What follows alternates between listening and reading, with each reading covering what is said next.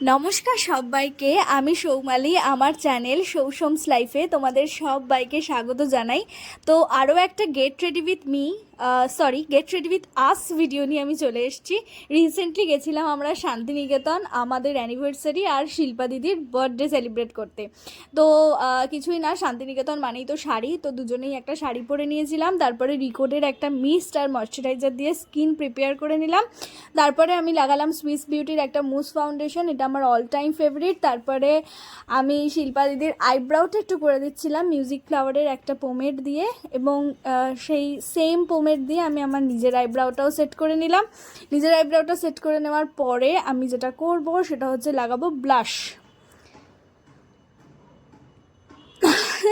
ভীষণই মজা হয়েছিল এটা।